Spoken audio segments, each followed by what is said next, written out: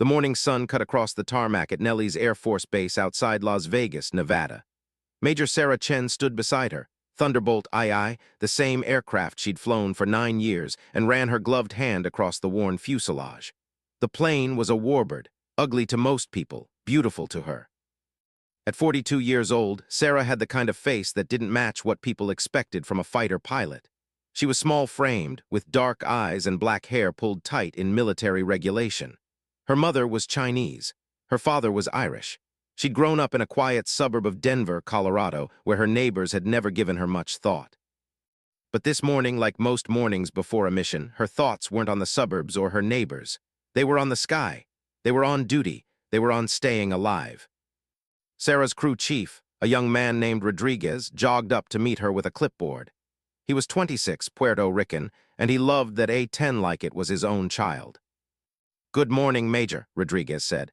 "Birds all fueled and ready. Weapon systems are green. You got any concerns before you head out?" Sarah shook her head. "She's never let me down, Rodriguez, not once in 9 years." What Sarah didn't know was that this flight would be different, very different. 3 hours later at the morning briefing, her commanding officer, Colonel James Hartley, stood in front of the squadron. Hartley was 58, a man of the old school, the kind who'd been flying since the Cold War. He believed in the rules, the hierarchy, and the natural order of things. That order in his mind did not include women in close air support combat roles. "Chen," Hartley said, looking at a stack of papers on his desk. "You're flying escort for Delta Company 5 clicks outside of Kandahar. They're moving through rough terrain. We've got intelligence that suggests Taliban activity in the area. Nothing confirmed, but you keep your eyes open and your weapons ready." Sarah nodded. She'd flown this mission dozens of times.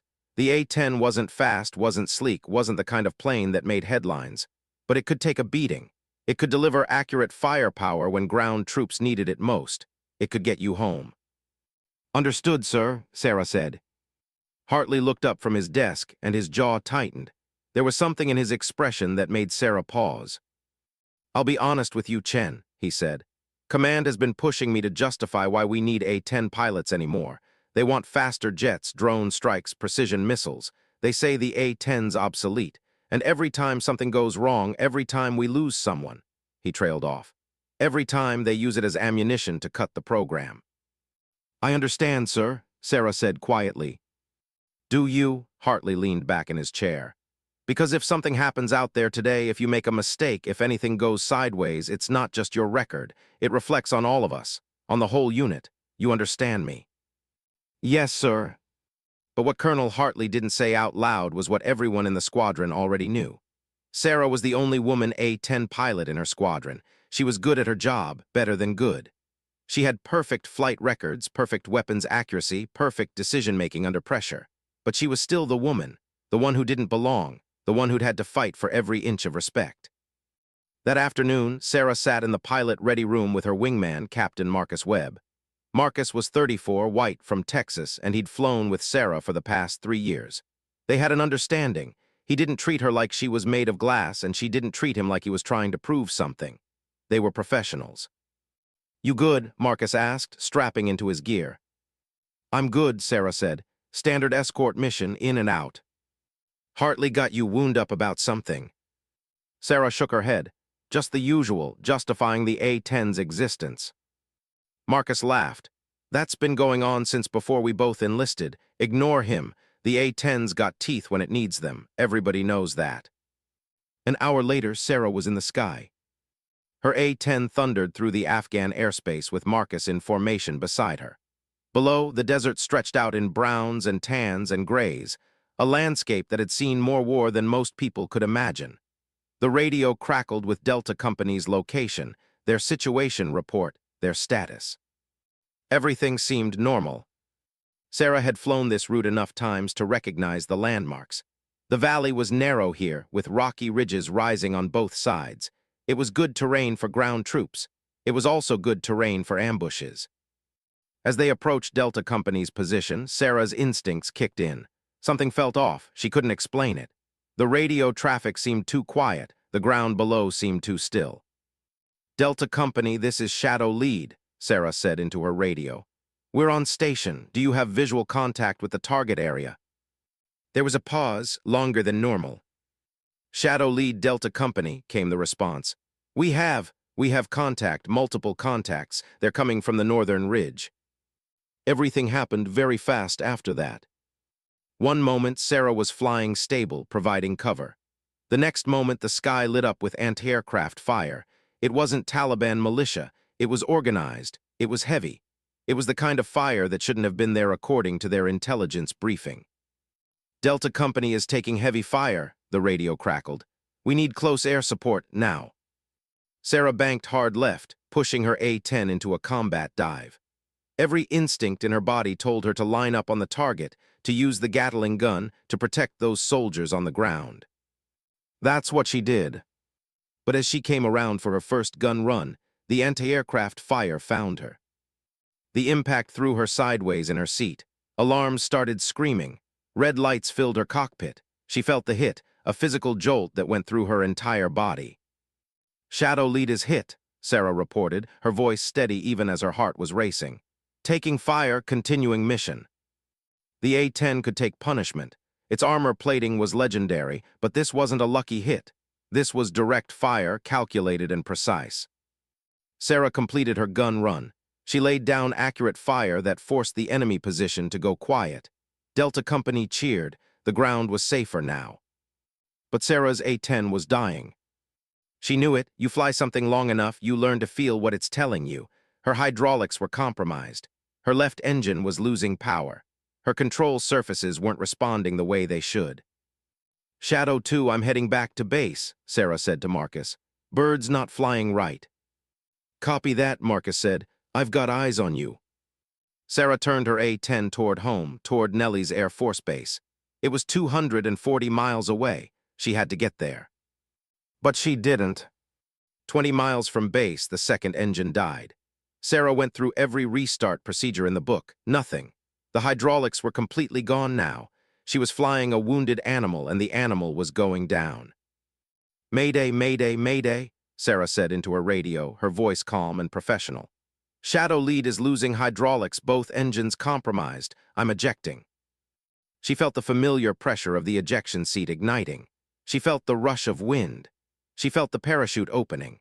And then she was falling through the desert sky above the Nevada desert, watching her A-10 spiral down toward the ground below. The aircraft hit the desert floor and exploded in a ball of fire and smoke. Nobody saw Sarah land. Nobody saw her drag herself across the sand with a broken ankle. Nobody saw her crawl into a ravine and hide in the darkness as military helicopters searched the skies above. And back at Nellie's Air Force Base, Colonel Hartley stood in the command center and watched the radar screen as Shadow Lead's blip disappeared. He turned to the group assembled around him, pilots, commanders, intelligence officers. His face was grim. "Shadow Lead is confirmed KIA," he announced. "Major Sarah Chen is lost. We have no emergency beacon, no communications, no parachute signal. She went down in hostile territory." The room went silent. Marcus Webb closed his eyes. Rodriguez, the crew chief, put his hand against the wall to steady himself. By that evening, the official report had been filed. Major Sarah Chen was killed in action. Her family would be notified. There would be a memorial service. There would be folded flags and sad speeches. And there would be silence from the desert, where a broken woman lay in the darkness, wondering if anyone was coming to find her. They didn't. Sarah Chen had survived worse than this. At least, that's what she told herself. She lay in the rocky ravine as the sun set and the temperature plummeted. Her right ankle was badly sprained, possibly broken. She couldn't put any weight on it. She had a gash on her forehead from hitting the ejection seat, and her left shoulder felt like it had been hit by a truck. Her flight suit was torn in 3 places. She had 2 bottles of water from her survival kit, high-calorie emergency rations, and a single first aid kit. She also had her sidearm, a Beretta M9, 13 rounds. Sarah wrapped her ankle as best she could with the first aid kit, drinking water carefully to keep her strength up. She knew the basic rules of survival: find shelter, manage your injuries, stay calm, stay focused. The shelter part was handled. The ravine was deep and rocky, invisible from above and far enough from the crash site that she wouldn't be discovered immediately by anyone searching. As darkness fell completely, Sarah thought about her son. Michael was 17. He was in his senior year of high school in Boulder, Colorado. His father, Sarah's ex-husband, Tom, had custody most of the time, but Michael came to visit Sarah on base when he could. He wanted to be a pilot, too. He'd actually watched her fly once from the observation deck. He'd cried afterward, telling her it was the most beautiful thing he'd ever seen. Sarah wondered if Michael would be told yet, if Tom would call him, or if the Air Force would handle the notification first. She wondered how long before the news was all over television. Female pilot lost in Afghanistan. She could imagine the headlines. She wondered if anyone would bother looking for her, or if the official report was already written and filed away. Around midnight, Sarah heard voices. She went absolutely still, her hand on her sidearm. The voices were in Pashto. She'd learned enough of the language to recognize it. There were at least 3 men, maybe more. They were searching, using flashlights, moving through the desert. Sarah held her breath. The voices grew closer. One of the men was talking about the crashed American plane. Another was saying something about finding the pilot, about reward money. Sarah pulled herself deeper into the ravine, her broken ankle screaming with pain. She bit down on her lip to keep from crying out. The men passed within 50 feet of her hiding place. Sarah counted her heartbeats. 100, 200, 300. Finally, the voices faded into the distance. She didn't sleep that night. By dawn, Sarah had made a decision. She was going to get out of this desert, but not by waiting to be rescued. The rescue would never come. She knew it in her bones. She was a woman in a war zone. She was easy to forget. She was easy to write off. Sarah was going to walk out. She spent the morning fashioning a crutch from a branch and some strips of fabric from her flight suit. Her ankle was swollen to twice its normal size, the skin darkening with bruises, but it could support some weight if she was careful. By noon, Sarah was moving. Progress was slow. Every step sent spikes of pain up her leg, her shoulder ached, her head throbbed. But Sarah kept moving. She'd been trained for this. Survival training, resistance training, escape and evasion. She'd pushed her body to the limits in training. This was just the real thing. The real thing was harder. By evening, Sarah had covered maybe 5 miles. She was heading northwest toward the mountains. She knew that American bases were to the north and east, but getting there directly meant crossing open terrain where she'd be visible. The mountains offered concealment. That night she found a cave. It was shallow, barely deep enough to sit in, but it was better than the ravine. She ate more of her rations and drank more water carefully. She had enough for 3, maybe 4 more days. After that, she'd have to find water in the desert, or she'd die. For the next 3 days, Sarah walked. During the day, she stayed hidden, resting in rocky outcrops and shallow caves. During the night, she moved. The pain in her ankle slowly changed character. It was still bad, but her body was adapting. She was tapping it tighter now, moving faster. On the 4th day, everything changed. Sarah was moving through a narrow canyon when she heard the sound of voices again. But these weren't search parties. These were American voices. Her heart leaped. A military patrol maybe a mile away. Without thinking, Sarah stepped out from behind the rocky outcrop and waved her arms. She was thirsty, hurt, exhausted. She'd almost given up hope, and now a miracle. The patrol turned toward her. 3 soldiers, fully armed, wearing the uniform of Army Rangers. But as they got closer, Sarah saw the moment their expressions changed. The moment they recognized what she was, a woman, alone, in a military flight suit covered in blood and dirt. One of the soldiers pointed his rifle directly at her. "Don't move," he shouted. Get down on the ground now." Sarah fell to her knees, her hands up. She opened her mouth to explain, but the soldiers were already approaching. One of them grabbed her roughly and threw her to the ground. Another one was already radioing their base. "We've got a woman in a flight suit," the soldier said into his radio. "Unknown affiliation, could be a civilian, could be military. She was alone, possible hostile." "I'm American," Sarah gasped. "I'm Major Sarah Chen, United States Air Force. My A-10 went down 4 days ago. I've been trying to get back to friendly lines." The soldiers exchanged looks. The one holding her rifle didn't lower it. "That doesn't match any incident reports we have," he said. "No downed aircraft, no missing pilots." "That's because," Sarah paused, she was breathing hard, "because the official report is that I'm killed in action, but I'm not. I ejected. I've been surviving on my own." The soldiers looked at each other. There was doubt in their faces, distrust. "We'll sort it out at base," the senior soldier finally said. He was a sergeant, weathered and hard. "But you're coming with us, and you're not armed. We're taking your weapon." Sarah surrendered her Beretta. 2 hours later, Sarah was at a forward operating base, sitting in an interrogation room. Not a prisoner, technically, but not free either.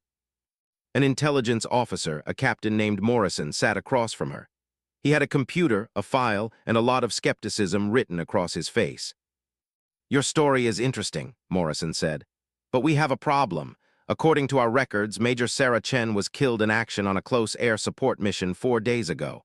There was no emergency beacon signal. The aircraft was destroyed. There's no record of you ejecting successfully." "The beacon must have been destroyed in the impact," Sarah said. She was tired, so tired.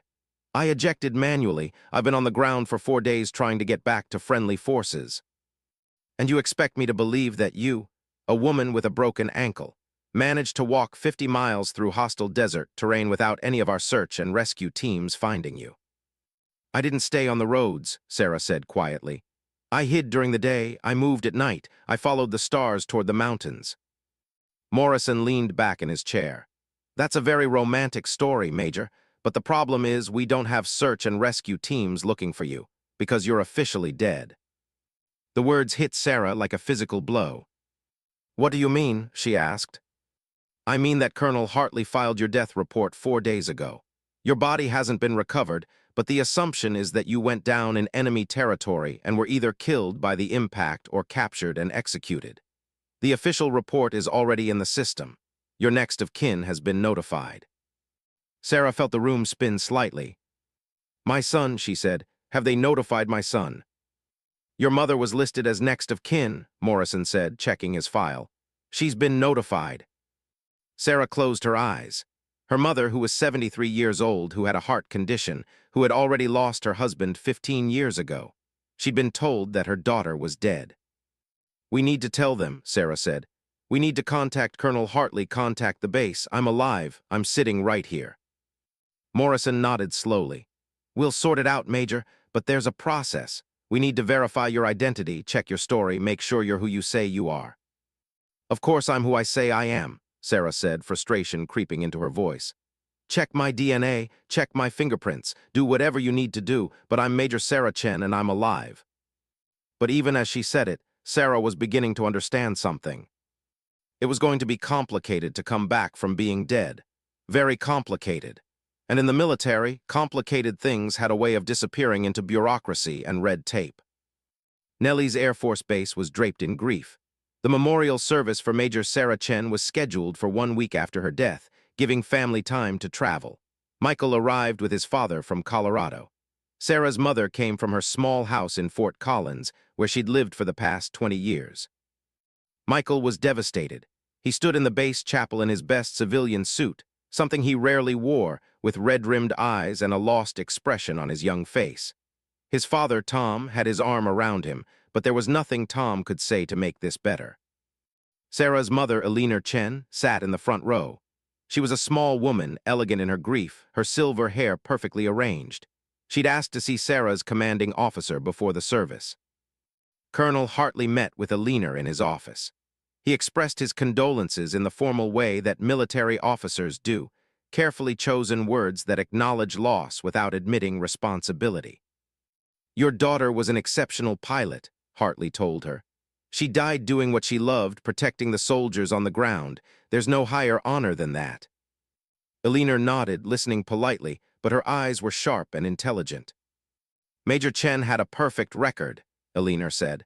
"According to what I've been told, this mission was her routine responsibility." "That's correct," Hartley said. "She was escorting a ground company that came under heavy fire. She completed her gun run, provided the necessary support, and then encountered mechanical difficulty." "The report says the anti-aircraft fire was unexpected," Eleanor said. "That it wasn't indicated in the intelligence briefing." Hartley shifted slightly. "Intelligence is not always perfect, Mrs. Chen. The Taliban and other militant groups are mobile. They move frequently. It's possible the threat assessment was outdated." "Or," Eleanor said quietly, "it's possible that someone knew there would be heavy fire and they didn't brief it adequately." Hartley's face hardened. I don't appreciate the implication, Mrs. Chen. I'm not implying anything, Eleanor said. She stood up from her chair.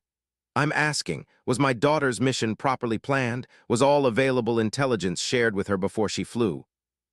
Every pilot receives complete intelligence briefings, Hartley said, standing as well. I understand you're grieving, but I won't have you question the integrity of this unit or this command. Eleanor looked at him for a long moment. Then she nodded and turned to leave. I'll find out what happened, she said as she opened the door. One way or another, I'll find out. That afternoon, Michael sat alone in the chapel. No one was there. The services hadn't started yet. He just sat in the silence and tried to believe that his mother was really gone. He thought about the last time they'd talked. It had been 3 weeks ago when she'd called him from the base. She'd told him about a mission she was planning. She'd been excited about it, actually. She'd said it was a good opportunity to show the command that the A-10 was still a valuable asset to the military. She'd wanted to prove something. Michael had begged her not to take it, not because he knew anything would happen, but because he'd had a bad feeling, a premonition. And his mother had laughed and told him that she'd be fine, that she'd flown hundreds of missions, that he was worrying too much. He wondered if she'd curse at him as she fell through the sky. He wondered if her last thoughts had been of him. Michael didn't know it, but 50 miles away, his mother was sitting in an interrogation room at a forward operating base, trying to convince military intelligence that she was actually alive. The verification process was slow. First, there were medical checks. Sarah's injuries were documented. Her broken ankle was confirmed by X-ray. Her blood type was checked and cross-referenced with her military records. Her fingerprints were scanned into the system and matched to her original military file. Everything confirmed that she was Major Sarah Chen. But there were still questions. Why hadn't she been found immediately? Why had she hidden instead of calling for help on her emergency beacon? Why was there no record of an ejection and successful parachute deployment? Because the communication systems were damaged in the anti-aircraft hit, Sarah explained for the 10th time. My emergency beacon wasn't functioning. I ejected manually. I deployed my chute. I landed and immediately went into survival mode. I didn't assume that anyone was looking for me because according to our training, if you go down in hostile territory without a beacon, search and rescue has to assume you're lost. The intelligence officer who was questioning her this round, a major named Thompson, nodded like he understood. The problem is, Thompson said carefully, you went down outside of our operational area. You ejected over Nevada, not Afghanistan. You should have been able to contact a civilian facility.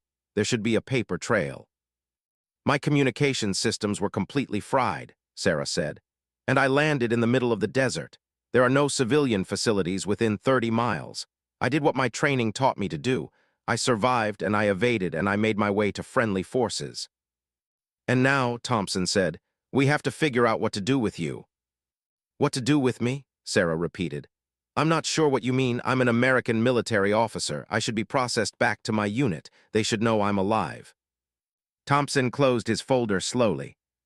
The thing is, Major, your death is already officially recorded.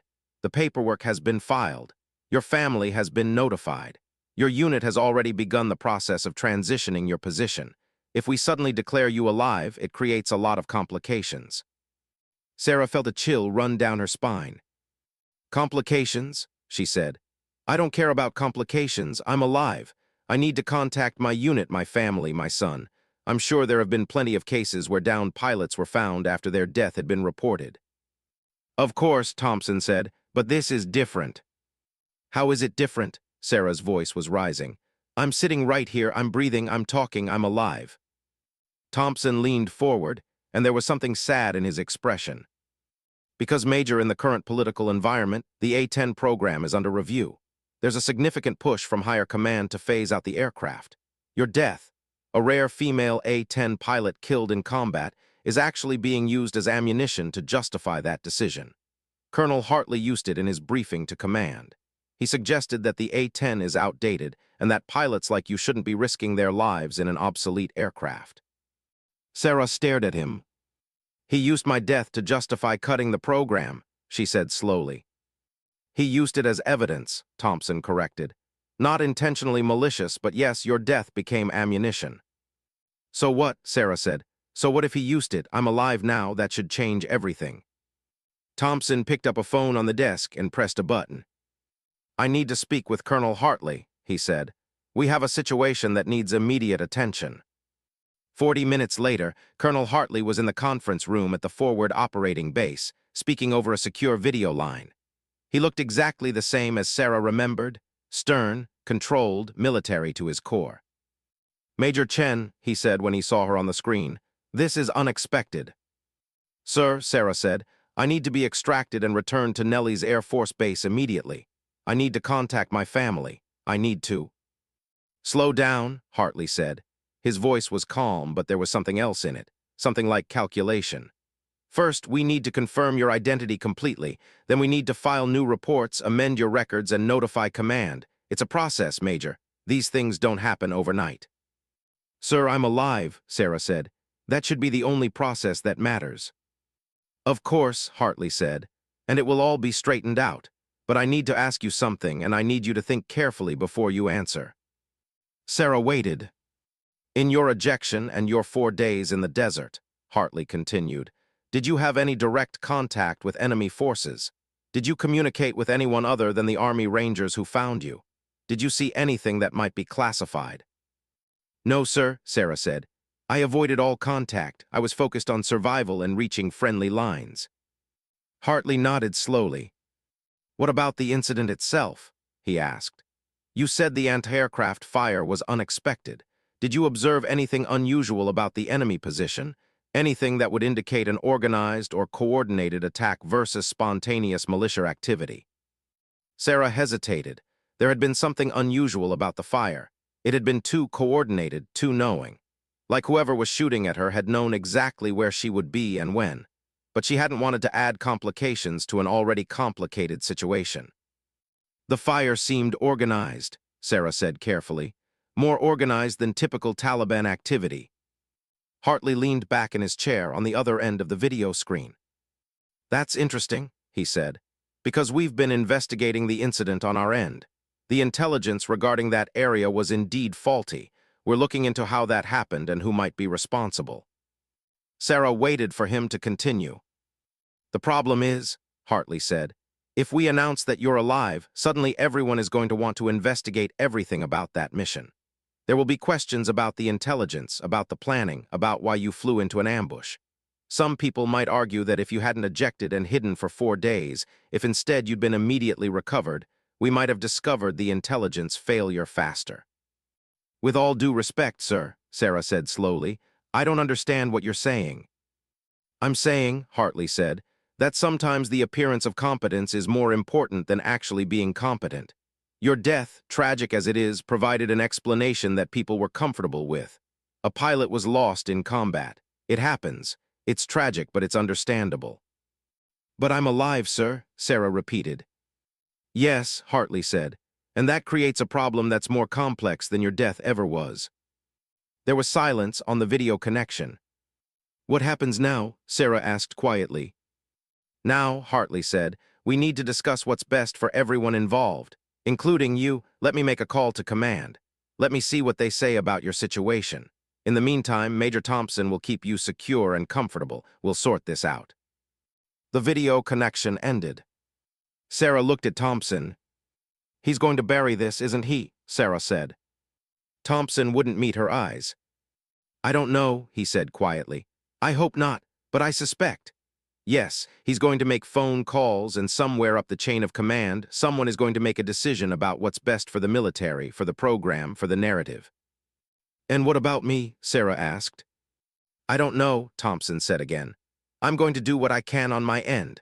But you're going to need someone on your side, too. You're going to need a lawyer, probably. You're going to need to make noise." "I'm a soldier," Sarah said. "I follow orders." "I know," Thompson said. "But you might have to choose between following orders and being honest about the truth, and that's where it gets complicated." 3 weeks after Sarah walked out of the desert, she was back at Nellie's Air Force Base, but not in the way she'd expected. The official story, released carefully to the media, was that Major Sarah Chen had survived the initial crash and had been rescued by Army Rangers after 4 days of evasion in hostile territory.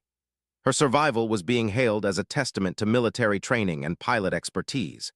There were already plans for news interviews, press conferences, and photo opportunities.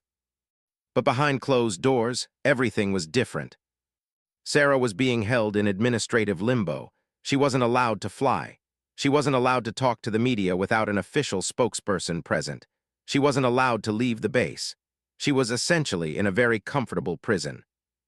Colonel Hartley met with her in his office the day after she arrived back at Nellie's. "Major Chen," he said, "welcome back. I know this has been a difficult time, but I want you to know that we're taking care of things on our end."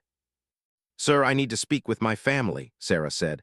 "My mother and my son have already held a memorial service. My mother thinks I was dead. My son thinks I was dead. I need—" "You'll be able to call them," Hartley interrupted. "But I need you to understand something first. The story of your survival is very valuable right now. It's being used to highlight the importance of the A-10 program, the quality of our pilots, and the effectiveness of our training. That serves a purpose." "I understand, sir," Sarah said carefully. "But there's a concern," Hartley continued. "And I need to be honest with you about it. Your survival also raises questions about the incident itself. Questions about why you were in that location, why the intelligence briefing was incomplete, why you weren't found immediately." "Sir, with respect," Sarah said, "those questions aren't about me. Those are questions about command decisions." "Exactly," Hartley said. "And we don't want those questions going public, not yet, not while we're dealing with the intelligence community about what happened." Sarah understood what he was really saying. The intelligence failure that had left her flight path exposed was now under investigation. And that investigation could involve classified material, security clearances, and people in high places. "So what am I supposed to do?" Sarah asked. "For now," Hartley said, "you rest. You recover from your injuries. You do the press conferences when we schedule them. You tell your story in the way that we've approved. And you don't answer any questions about the intelligence briefing or the targeting information that led to the ambush." "And what about the truth?" Sarah asked. "The truth will come out," Hartley said, "but through the proper channels, through the proper investigation." Sarah left his office feeling like she was drowning in slow motion. That night, she called her mother. Eleanor picked up on the first ring, like she'd been waiting by the phone. "Sarah," Eleanor's voice broke immediately. "Oh my God, Sarah, I thought they said you were." "I know, Mom," Sarah said gently. "I'm sorry, I'm alive, I survived. I should have been able to get word to you faster, but—" "I held a funeral," Eleanor interrupted. "I held your funeral and we buried an empty casket and I told your son that his mother was dead." Sarah felt tears running down her face. "I know, and I'm so sorry. I'll explain everything, just— I want you to know that I'm okay. I was lost for a few days, but I found my way back." There was a long pause.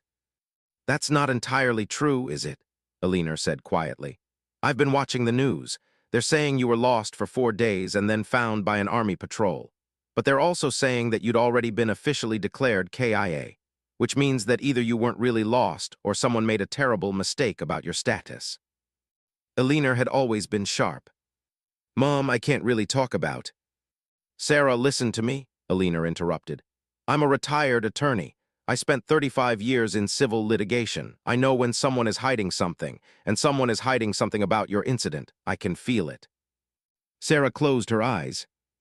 "Mom, I can't talk about this over the phone. When I get some leave, I'll fly out to Colorado. We can talk then." "No," Eleanor said firmly. "You listen to me. Whatever happened, whatever people are trying to keep quiet, you need to get it on record, with someone independent, with someone who can't be controlled by the military." "It's not that simple," Sarah said. "It never is," Eleanor replied. "But it's your life, Sarah. It's your career. It's the truth. Don't let them bury it because it's convenient." After she hung up with her mother, Sarah called her son. Michael answered on the first ring, too. "Mom," his voice was young and fragile. Are you really alive?" "I'm really alive, baby," Sarah said. She hadn't called him baby in years. He was 17, too old for that kind of thing. But right now, she needed him to understand that she was the same person he'd always known. "Dad said you crashed," Michael said. "He said there was a fire and you didn't eject in time." "I did eject," Sarah said. "I survived the crash. I was lost for a few days, but I found my way back to friendly forces. I'm okay. I'm at the base now. I'm recovering from some injuries, but I'm okay." Michael was crying. She could hear it in his voice. "I thought you were dead," he said. "All day long at school, everyone was telling me they were sorry. Everyone was treating me different, like I was broken or something." "I'm sorry," Sarah said. "I'm so sorry I put you through that." "I want a visit," Michael said. "When can I come to the base?" "Soon," Sarah said. "We'll work it out. Your dad can drive you out this weekend if you want." But even as she said it, Sarah was making a decision. She was going to follow her mother's advice. She was going to get the truth on record with someone independent, someone who couldn't be controlled.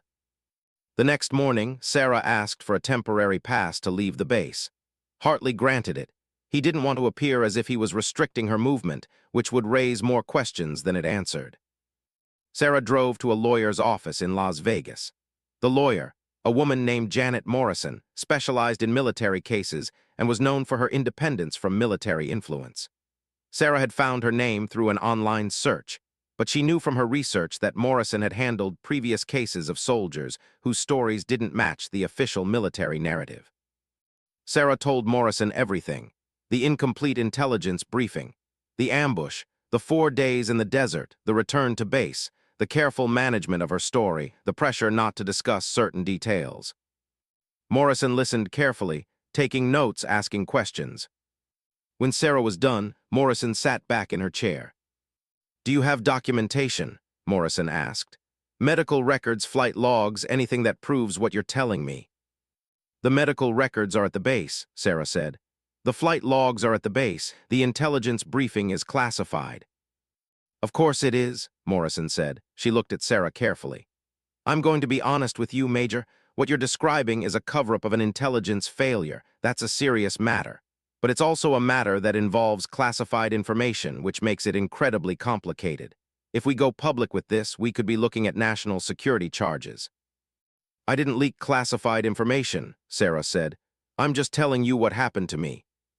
"Exactly," Morrison said. "And what happened to you is connected to classified information, which means that when you start asking questions, people are going to claim that you're compromising security." Sarah felt a chill. "So what do I do?" she asked. "First," Morrison said, "you do nothing in public. You tell your story to the press exactly as the military has approved. You are seen as the successful return of a lost pilot. You are the hero. While that's happening, I'll file a Freedom of Information Act request for your flight records, the intelligence briefing, and any incident reports related to your mission. Some of that information should be available, even if it's redacted. Once we have that, we can see if there's enough public information to make a case that something went wrong." "And if there is," Sarah asked. "Then we go to a journalist," Morrison said. "Someone trusted, someone with experience in military matters. We let them dig into the story. We let the truth come out through the media instead of through official channels." Sarah nodded slowly. "In the meantime," Morrison continued, "I want you to document everything. Write down dates, times, conversations, be specific, be detailed, don't guess or assume, just record what you know directly." "Okay," Sarah said. As she left Morrison's office, Sarah felt like she was starting down a path that she couldn't turn back from. She was a military officer. She believed in the chain of command, but she also believed in the truth. 3 months after Sarah returned to Nellie's Air Force Base, things were beginning to unravel. The Freedom of Information Act request that Janet Morrison had filed had yielded some results. Not everything, most of the intelligence briefing remained classified, but enough. Flight plans, aircraft maintenance records, radio communications from the mission, and something else. A memo from the Intelligence Department to Colonel Hartley, dated the day before Sarah's mission. The memo indicated that there was a possibility of elevated anti-aircraft activity in the area where Delta Company was operating. The memo recommended either postponing the mission or sending additional air support. The memo had not been included in Sarah's pre-flight briefing. Janet Morrison had forwarded the memo to a journalist, a woman named Rebecca Hayes who worked for a national news organization. Hayes had been investigating military decision-making processes for 15 years. She knew how to follow threads, how to find sources, how to verify information. And she smelled a story. Hayes first contacted Sarah through Janet Morrison.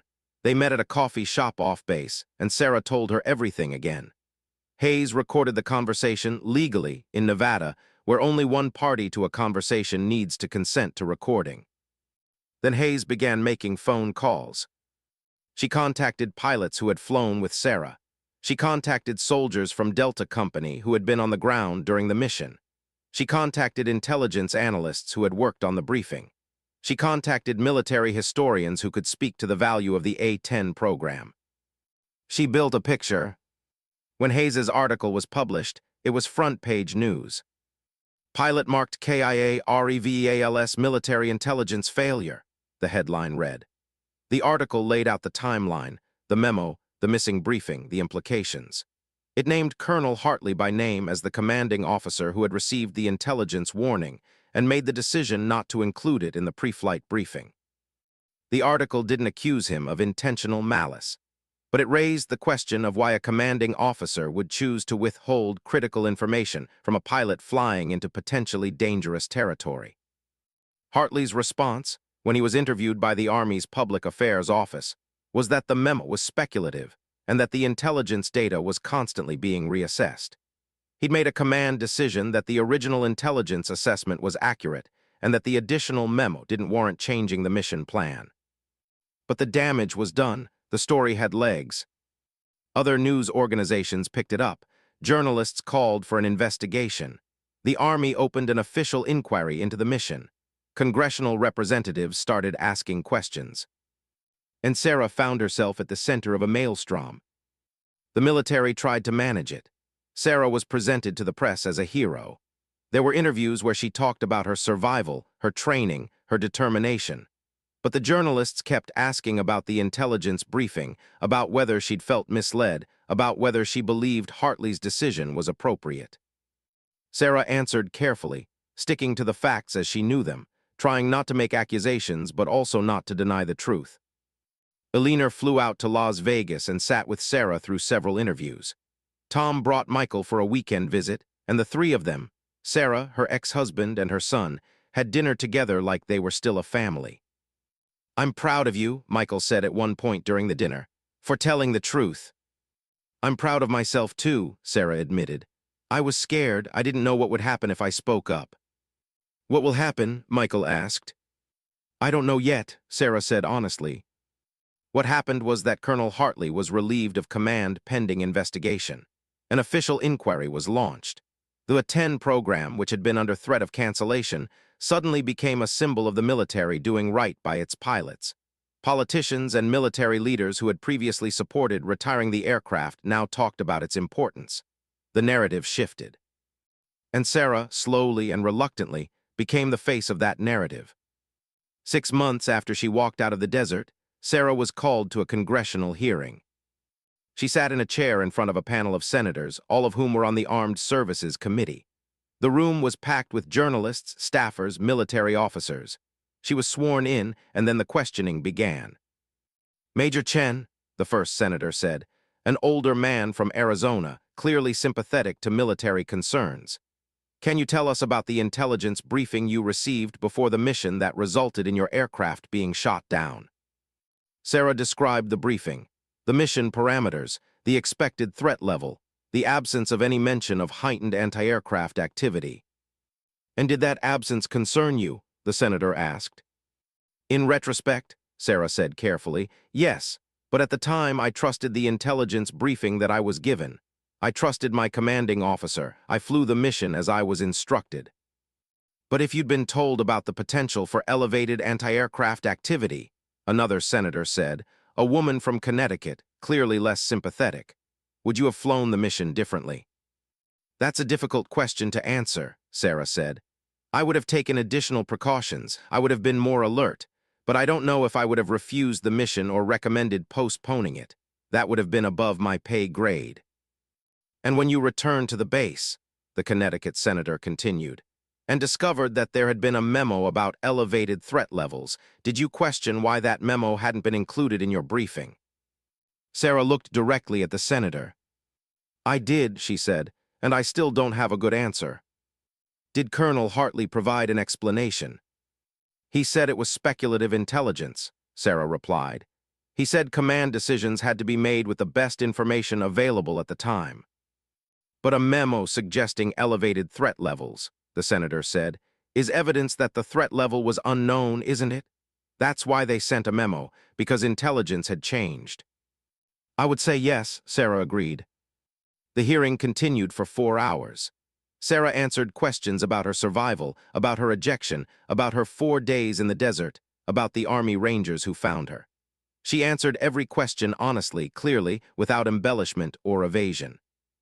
By the end of the hearing, it was clear to everyone in the room that Major Sarah Chen had been sent into a potentially dangerous situation without complete information. It was also clear that she hadn't been the one who made that decision. Hartley was not at the hearing. He was under investigation. His career, everyone knew, was over. After the hearing, Sarah met with Janet Morrison and Rebecca Hayes in a quiet conference room. "You did well," Morrison said. "I told the truth," Sarah replied. "Isn't that what was supposed to happen?" "It is," Hayes said, "but many people don't. Many people protect their commanding officers, protect the system, protect the way things have always been done." "I couldn't do that," Sarah said. "I couldn't live with that." Hayes nodded. "That's what makes you newsworthy, Major. That's what makes your story important. Not that you survived, many pilots have survived being shot down, but that you survived and then told the truth about it." The Army had completed its investigation into the intelligence failure that led to her aircraft being shot down. The investigation concluded that there had been a significant error in the command decision-making process. The memo regarding elevated anti-aircraft threat levels should have been included in the pre-flight briefing. The decision not to include it had been made by Colonel James Hartley and his intelligence officer, Major David Richmond. Both men were being formally reprimanded. Hartley was being relieved of his command and offered early retirement. Richmond was being reassigned to an administrative position far from any combat planning. Additionally, the Army was recommending a medal for Sarah's actions during and after the incident. Not just for surviving, though that was part of it, but for her honesty in reporting the intelligence failure and her courage in telling her story to the media and to Congress. Sarah received the Distinguished Flying Cross in a formal ceremony at Nellis Air Force Base. The ceremony was attended by her family, her squadron mates, and various military officials. Michael stood in the front row, filming the ceremony on his phone so he could show it to his friends. Elinor watched with tears in her eyes. Marcus Webb, Sarah's wingman, stood at attention as Sarah was honored. His career hadn't suffered because of the incident. In fact, he'd become something of a hero himself, the pilot who'd stayed with Sarah, who'd provided cover, who'd guided the rescue. But Marcus knew the real story. He knew that Sarah had taken the risk. Sarah had told the truth, and Sarah had paid the price of being honest in a system that often preferred comfortable lies. After the ceremony, Sarah stood with her family in the parking lot of the base. "What happens now?" Elinor asked. "Will you keep flying?" "For now," Sarah said. "I've got a few years left before I hit my limit for service, and the A-10 program is secure. There's talk of keeping them in service for another decade at least, so there's flying to be done." "And after that?" Tom asked. "I don't know," Sarah said. "Maybe I'll become a pilot trainer. Maybe I'll go into aerospace design. Maybe I'll open a flying school in Colorado and teach the next generation of pilots." Michael grinned. "That would be cool, Mom. I could help." "You could," Sarah agreed, ruffling his hair, "if you still want to be a pilot." "I do," Michael said firmly. "Especially now. You've shown me that you can do the right thing even when it's hard." Later that evening, Sarah met with Janet Morrison at a restaurant not far from the base. It was just the two of them. No journalists, no military officials, no audience. "You've made enemies," Morrison said. "I want to be sure you understand that." "I know," Sarah replied. "Hartley has friends. Richmond has friends. There are people in the military who see my story as a betrayal of the chain of command." "There are," Morrison agreed. "And those people will remember. When you're up for promotion, when you're applying for certain positions, when your career takes its next turn, they will remember. They will try to block you, marginalize you, push you out." "I know that too," Sarah said. "And you're okay with it?" Sarah thought about this carefully. "I'm not okay with it," she said finally. "But I accept it, because the alternative was to stay silent. The alternative was to let the failure go unaddressed. The alternative was to let people think that what happened to me was just bad luck or pilot error when it was actually a command failure." "That's a heavy burden," Morrison said gently. Yes, Sarah agreed. But it's my burden now, and I'd rather carry this burden and know that I told the truth than live comfortably knowing that I'd lied. 6 months later, Sarah received another call, this time from her commanding officer. Her new commanding officer, a woman named Colonel Catherine Liu, who had taken over the squadron after Hartley was relieved. Major Chen, Liu said, I want to personally tell you that we've received notification of a commendation. You've been recognized by the intelligence community as someone who exemplifies the importance of reporting and transparency in military operations. It's an unusual honor for a pilot, but it reflects the fact that your actions have had impact beyond your squadron. Thank you, Colonel, Sarah said. I also want to tell you something off the record, Liu continued.